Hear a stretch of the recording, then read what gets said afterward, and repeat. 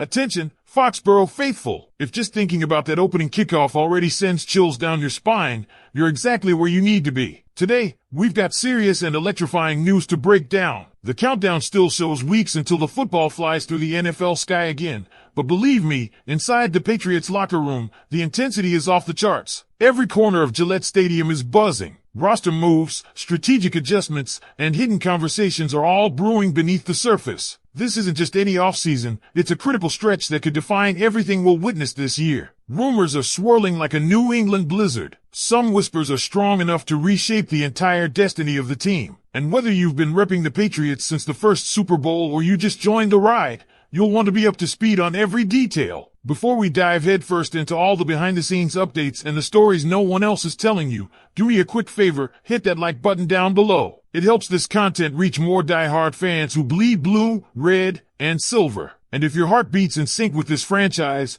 drop a comment right now. Pats Nation, we're going all in. All right, no more waiting around. Let's kick this off with the first big story that's going to shake Foxborough to its core. Something's brewing in Foxborough. And it's bigger than just a fresh start. It's a complete shift in the DNA of the Patriots. If you're the kind of fan who thinks they've seen everything since the dynasty days, I promise you, what's happening com os bastidores do New England vite surprender. The roster evaluations are in, the position groups have been dissected, and the results? They'll challenge what you thought you knew about this team's future. From exciting rookies and silent position battles to potential breakout stars and veterans on the edge, we're about to dive into a deep and honest assessment of the current state of the Patriots heading into training camp. And believe me, there are some unexpected twists that every true fan needs to hear. Let's start with what may be the most underwhelming unit, the wide receivers. At the bottom of the rankings, this group is hanging on by a thread, relying heavily on the health and presence of Stefon Diggs. If Diggs is ready for week 1, the narrative could shift. But if he's not, it could be a disaster. There's potential in the speedster Kyle Williams out of Washington State,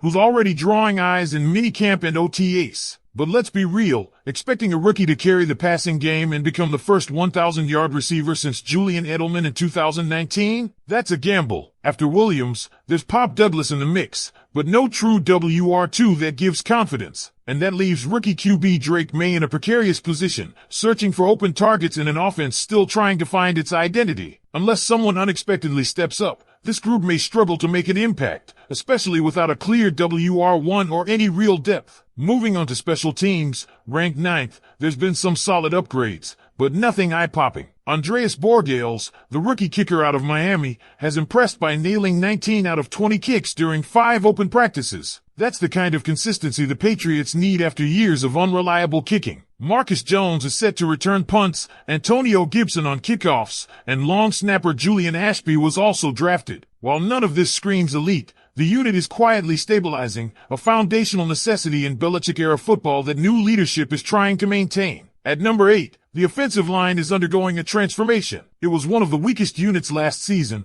with dreadful stats across the board, near last in pass block win rate, worst in run block win rate, and a horrific 9% sack rate. That meant Jerod Mayo was often running for his life before he even got a chance to read the defense. But there's hope. Veteran Morgan Moses joins the team at right tackle and is already mentoring rookie Will Campbell on the left side. Cole Strange remains a health question at left guard, but the addition of Garrett Bradbury at center and Michael Onwenu's return should bring stability. The question now is execution. On paper, it's an upgrade, but they've got to prove it in real time. Coming in at number 7 are the safeties. Kyle Duggar, Jabril Peppers, rookie Craig Woodson, and Jalen Hawkins headline a group that has the tools but needs more consistency. Duggar, in particular, is under the microscope. After an injury-plagued season, he's got to bounce back to his 2022 to 2023 form, or the Patriots could even consider moving him before the trade deadline. His coverage skills were exposed last year, but if healthy, he's still one of the most dynamic playmakers on this defense. Marte Mapu, though originally a safety, has shifted down to linebacker, opening up more competition and perhaps a lack of depth at the back end of the field. The 6th spot belongs to the tight ends,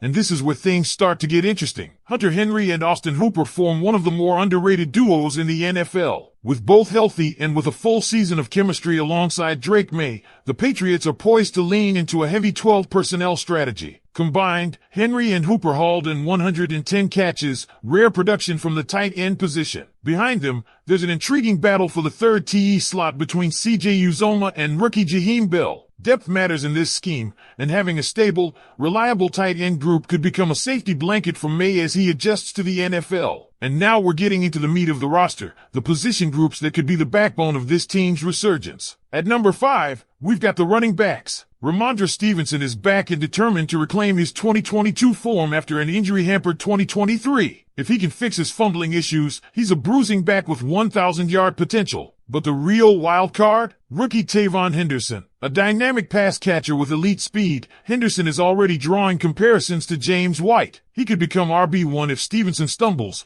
and with Antonio Gibson offering flexibility, this backfield has speed, power, and versatility that could catch a lot of defenses off guard. At number 4, the quarterbacks. It's all about Drake Maye. But don't overlook the presence of Josh Dobbs. Maye had a 66.6% completion rate, 15 TDs, and 10 INTs in a tough rookie campaign, often doing it all by himself. Now, he has help, better line, better backfield, better coordinator. Josh McDaniels is back to bring order and creativity to the offense. The Josh Dobbs signing might fly under the radar, but he's one of the best backups in the league and offers leadership, poise, and mentor value for Maye. With Joe Milton out of the picture and Ben Waldridge likely headed to the practice squad, the Patriots QB room is focused, young, and finally aligned behind a single identity. And then we reach number 3, where things start to heat up. The cornerbacks, led by Christian Gonzalez, might be the most elite part of this defense. Paired with Carlton Davis, this could easily be one of the top CB duos in the NFL. But there's a caveat. Davis has not played a full season in over 5 years. If he can stay healthy, opposing QBs are going to struggle. Gonzalez is already gunning for a spot among the top 3 corners in the league,